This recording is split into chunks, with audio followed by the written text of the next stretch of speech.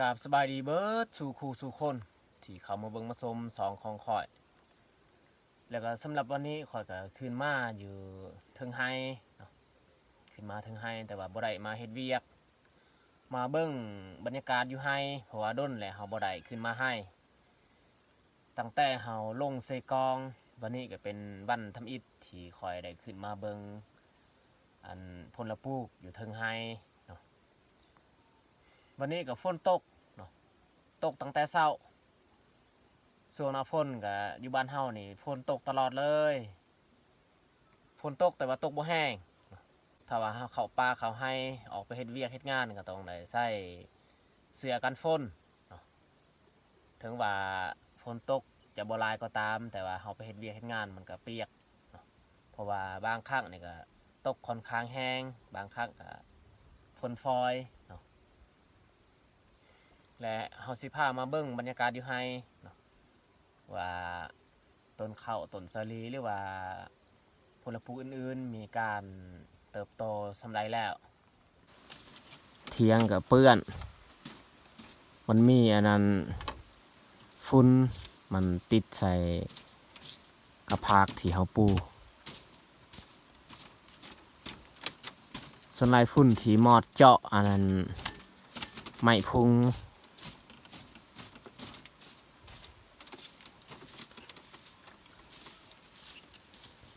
นี่ทุกคนสังเกตเบิ่งนี่หมอดเจาะไม้อันนี้ไม้ที่เฮาบ่ได้ใส่น้ำมันเจาะส่วนกระพากอันนี้นี่มันบ่ได้เจาะเลยนะเพราะว่าเฮาใส่น้ำแล้วก็ไม้อยู่เทิงนี่ไม้ที่เฮานี่อันนั้นหญ้าค่าหมอดเจาะเฮ็ดให้ฝุ่นมันตกลงใส่อันเทิงเทียงของเฮา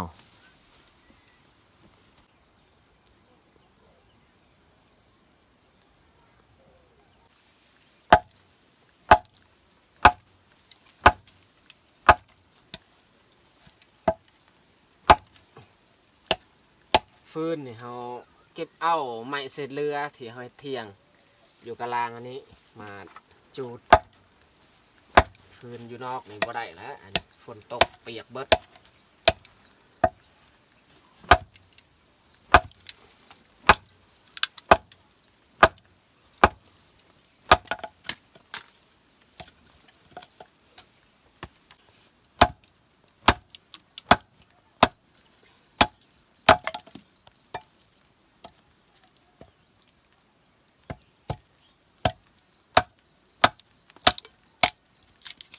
ไม้ท่อนเดียวเฮา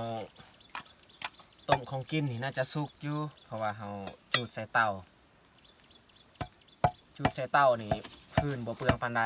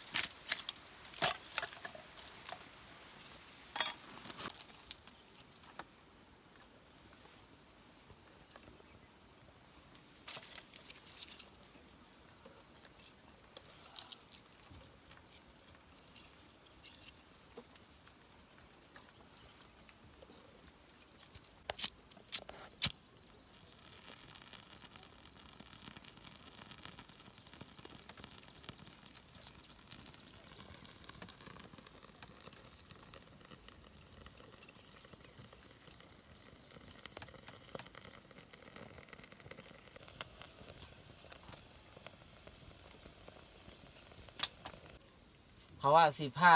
ไปเบิ่งอันนั้นบรรยากาศอยู่กลางไร่แต่เฮาลืมไปเขาบ่ให้เข้าไปกลางไร่เนาะก็เนื่องจากว่าอัน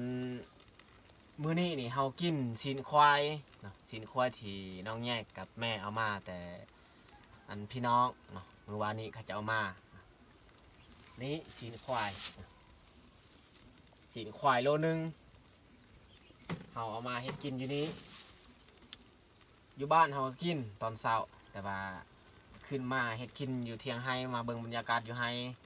แต่ว่าสิย่างเข้าไปในกลางไห้บ่ได้เนาะ บางกี้นี่คิดว่าสิย่างไปกลางให้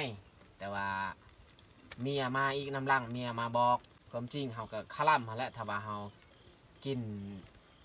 สินสัตว์แบบนี้แบบว่าเข้ามันขึ้นสูงแล้วเขาบ่สามารถเข้าไปได้นะถ้าว่าเขาเข้าไปนี่ได้อยู่เนาะเลี้ยงได้นี่ได้แต่ว่า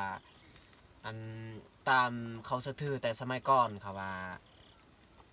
เม็ดเข้ามันจะรีบลายเนาะมันบ่เต็มตึงเมื่อเขาเก็บเขาเกี่ยวเขาจะบ่ได้รับผลแบบนั้นเขาสะทือมาแต่ก่อนเขาก็เลยบ่กล้าลบลู่เนาะไม่แต่ขึ้นมาเบิ่งบริเวณอันเที่ยงนี่แหละถ้าว่าเขาถ่ายได้เบิ่งบรรยากาศเนาะแล้วก็สิเฮ็ดอาหารการกินข้าวเที่ยงอยู่นี้มานอนพักผ่อนช่วงยามฝนแบบนี้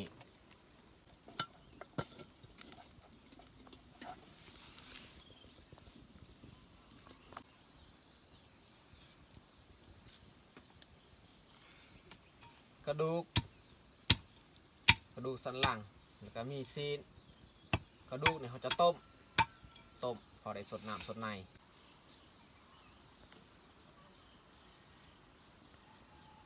เขาให้นี่เปลี่ยนแปลงลายขนาดแต่10 ปลายวันบ่ได้ขึ้นมาให้ต้นข้าวต้นสาลีนี่ก็สู้เขียวดีมันได้หับน้ำฝน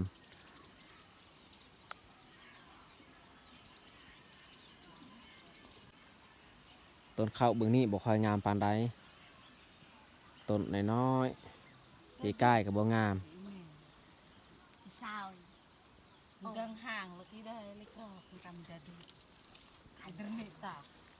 เอาเบื่อราวเลยป๊อปต้นอ่ะอันนี้แมนต้นข้าวที่แม่ปลูกใหม่บอนนี้นี่แมนบอนเฮาเห็ดสวนสลี่ก็มีมากละได้อยากอาตาต้นนูต้นเรานี่หมากแตงมนเหลือ2 หน่วยแม่จงไว้เป็นแนวพันธุ์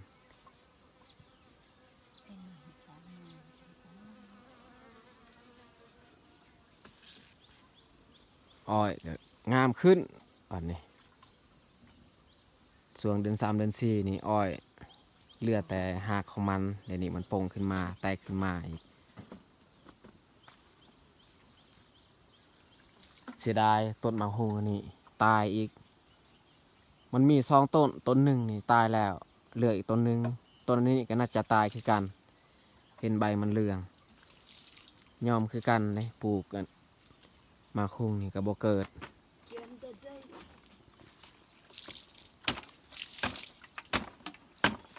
หมากคืออันนี้ที่เราได้เก็บได้กิน3 ปีแล้วช่วงเดือน3 เดือน 4นี่บ่มีใบแต่ว่าช่วงหน้าฝนเดี๋ยวนี้นี่มีใบแล้วก็มีหมากอีกคุ้มอยู่หมากเขือนี่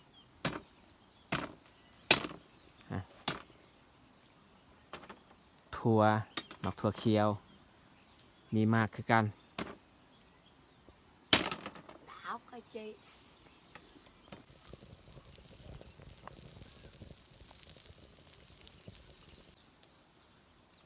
เมียก็ย่างเข้าไปเก็บอันฮอร์โมนถ้าว่าบ่เก็บบ่ได้แล้วนี่ต้องได้เข้าให้อีกบริเวณนี้เข้าไปลายกับบ่ได้อันนี้ก็ย้อนจำเป็นสุดๆเราอยากใส่ผักหอม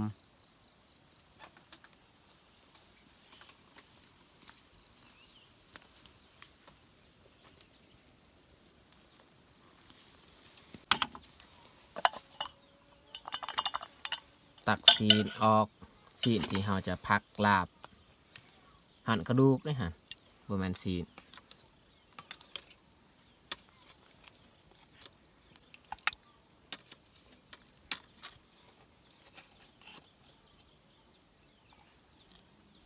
ตักเอาแต่ซีนส่วนกระดูกนี่ต้มต่ออีกแล้วก็ใส่ผักหอม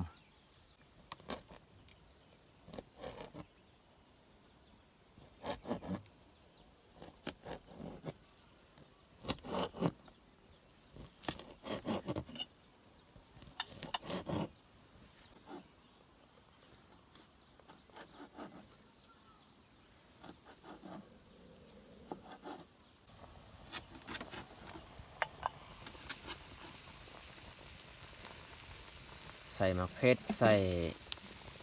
ใบมะขามพอได้สดน้ำแบบส้มๆมันจึงแซ่บ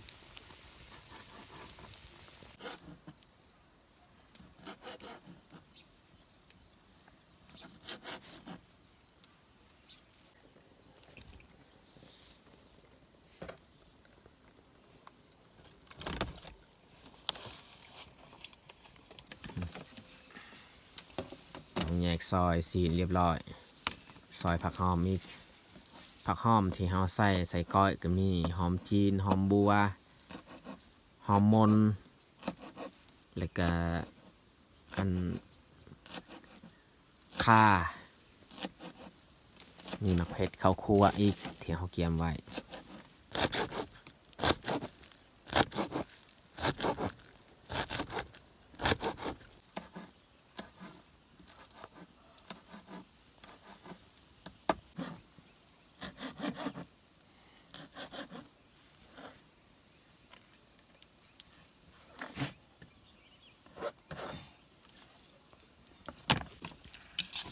ปรุงเลย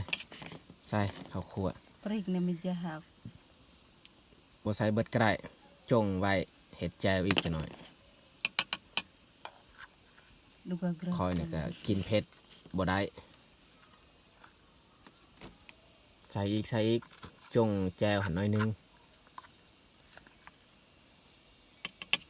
ใส่ข่าอีกข่านี่ก็รสชาติของมันกับเผ็ดคือกันเลยมันแซ่บได้แล้วสำนักใส่เลยผักหอมใส่พร้อมกัน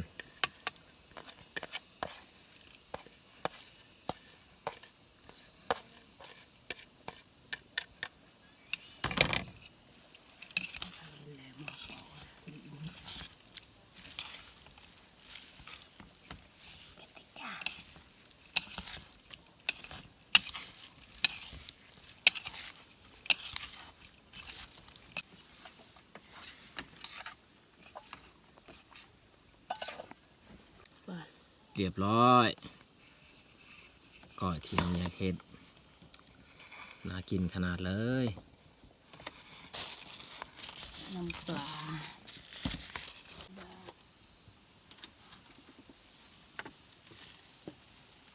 สำหรับผักที่เฮากับก็บ่มีผักแนวอื่นมีแต่มักแตงนี่แหละ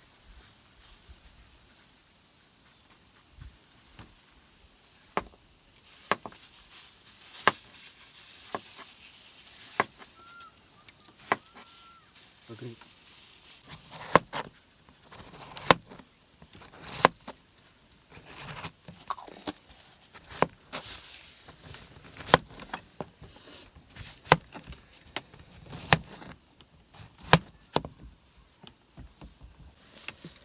สำเร็จหาจัดผักเข้าตอนเที่ยงวันนี้ก้อยแล้วก็ต้มกระดูกมีแจวแล้วก็มักแตงซอยไว้กินกับข้าวเหนียวห่อใส่ถุงยาง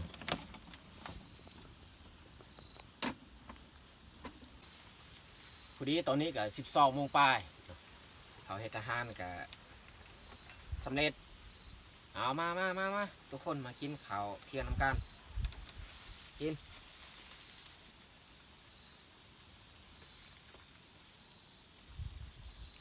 ส่วนพ่อกับแม่นี่แมนเขาเจ้าเฮ็ดกินอยู่บ้านเพราะว่าซีนก็ยังมีอยู่บ้านเขาก็จงไว้เขาจะเฮ็ดแบบใดกินก็แล้วแต่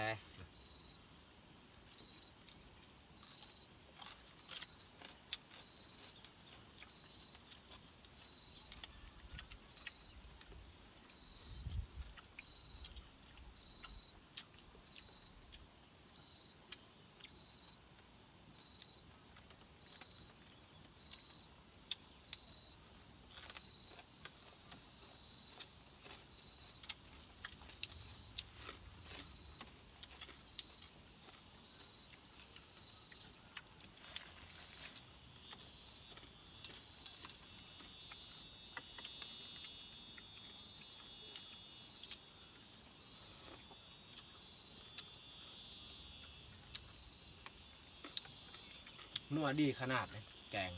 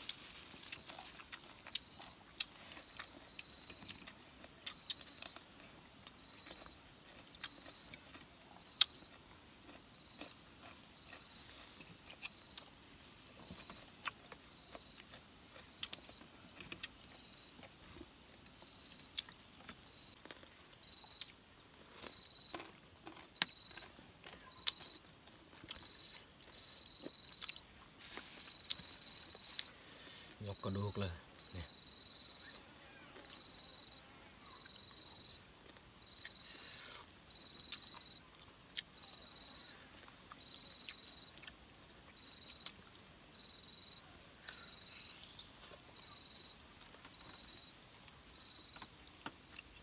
ชิ้นควายเนี่ยส่วนน้อยเขาสิได้กินถ้าว่าบ่มีบุญบ่มีงานเนี่ยเขาสิบ่ได้กินง่ายดอก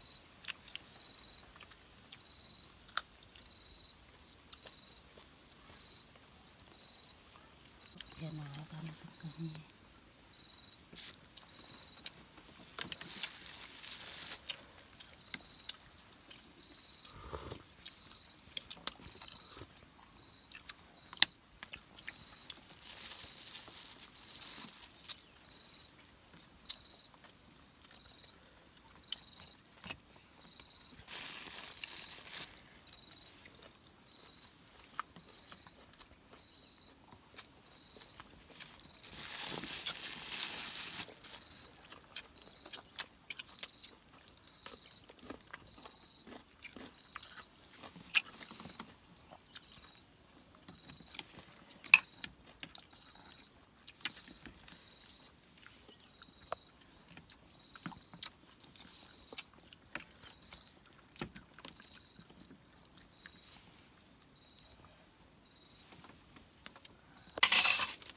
หลังจากเขากินข้าวแล้วก็